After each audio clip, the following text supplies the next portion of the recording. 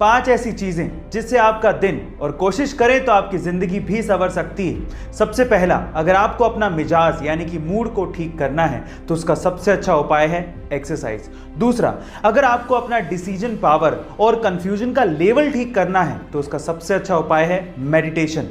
तीसरा, अगर आपको दुनिया को समझना है तो उसका सबसे अच्छा उपाय है बुक्स यानी कि किताबों को पढ़ना। चौथा, अगर आपको दूसरों की मदद करनी है तो उसका सबसे अच्छा उपाय है अपनी मदद पहले कर लें। और पांचवा, अगर आपको तेजी से सीखना है तो उसका सबसे अच्छा उपाय है कि आप मजे से सीखें।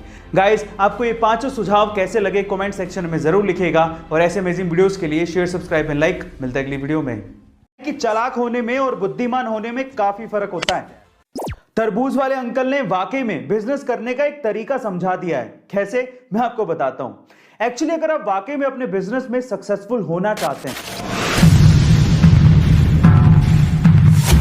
आजकल की जनरेशन अपने आप को बहुत ज्यादा ओवर स्मार्ट समझती है। उन्हें ऐसा लगता है कि उनसे ज्यादा समझदार तो कोई पैदा ही नहीं हुआ और वो चाहें तो किसी को भी पानी पिला सकते हैं। और ओल्ड जनरेशन वाले तो उनके सामने कुछ है ही नहीं। अगर आप भी ऐसा सोचते हैं तो चलो एक कहानी सुनते हैं, उसके बाद फैसला करेंगे कि समझदार कौन है। तो हुआ कुछ यूं कि एक बूढ़ा सा आदमी अपने एक ठेले पे तरबूज बेच रहा था और उसके लिए उसने ठेले के सामने एक बोर्ड लगा रखा था और बोर्ड पे लिखा था एक तरबूज 30 रुपए का, लेकिन 3 तरबूज 100 रुपए के। ठीक है।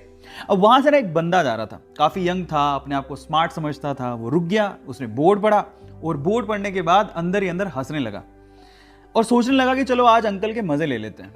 वो रुका, उसने अंकल को पहले 30 रुपए दिए और बोला एक तरबूज दे दो, क्योंकि एक तरबूज 30 रुपए का था। उसने फिर से 30 रुपए दिए और बोला एक और तरबूज दे दो। अंकल ने दे दिया। फिर बोला अंकल एक बार और 30 रुपए लो और एक और तरबूज दे दो। अंकल ने फिर दे दिया। फिर हंसते हुए बोलता है अंकल देखो, मैंने आपसे 3 तरबूज 90 रुपए में खरीद लिए और आपने बोर्ड पे लिखा है 3 तरबूज 100 रुपए के। अंकल, बिजनेस धंधा वंदा आपके बस की बात नहीं है, इसे बंद कर दो, घर जाओ।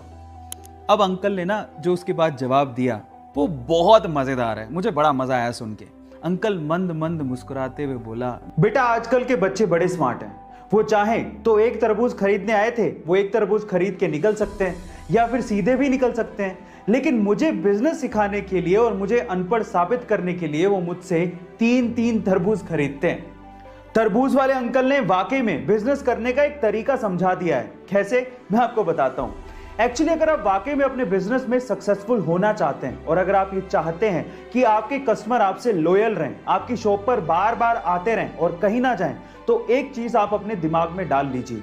हमेशा आप कोशिश करिए कि आपका कस्टमर दिमाग में ये सोचे कि उसे माल सस्ते में मिला है और वो जीत गया है और आपने उससे ज्यादा मुनाफा नहीं कमाया है। जब कस्टमर दिमाग में जीता हुआ महसूस करता है ना, तो वो आपकी शॉप पर बार बार आएगा। और यही तरबूज वाले अंकल ने भी किया। उन्होंने इसीलिए अपनी दुकान के आगे वो बोर्ड लगाया ताकि हमेशा लोग ये समझें कि वही सबसे समझदार है और अंकल बेवकूफ है। Now moral of the story. देखिए, ऐसा है कि चालाक होने में और बुद्धिमान होने में काफी फर्क होता है।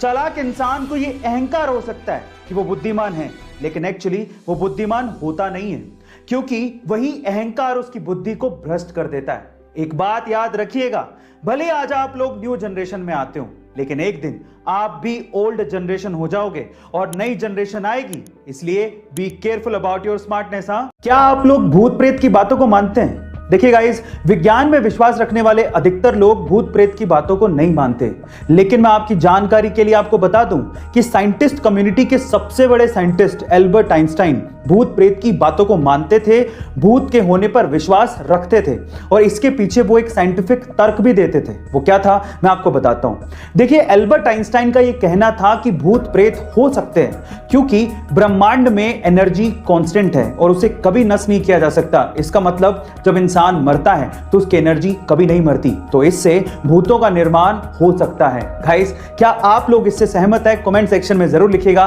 और ऐसे अमेजिंग वीडियोस के लिए शेयर, सब्सक्राइब एंड लाइक। मिलता है अगली वीडियो में।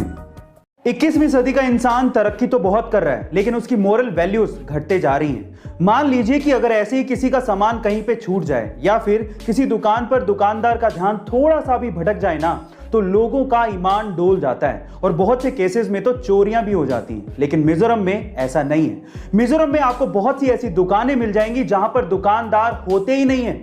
वहां पर सामान जरूर होता है और उन पे प्राइसेस लिखे होते हैं, और अगर आपको वो सामान चाहिए तो आप सामान लीजिए और उसके बदले में जो पैसे हैं वो पास में रखे मनी बॉक्स में डाल दीजिए। इस संस्कृति को नगालो डावर संस्कृति कहते हैं और ये ट्रस्ट के प्रिंसिपल पर काम करती है। गाइस, क्या आपको भी ये लगता है कि आपकी सिटी में विश्वास का ऐसा व्यापार चल सकता है? कमेंट सेक्शन में जरूर लिखिएगा और ऐसे अमेजिंग वीडियोस के लिए शेयर, सब्सक्राइब एंड लाइक। मिलता है अगली वीडियो में।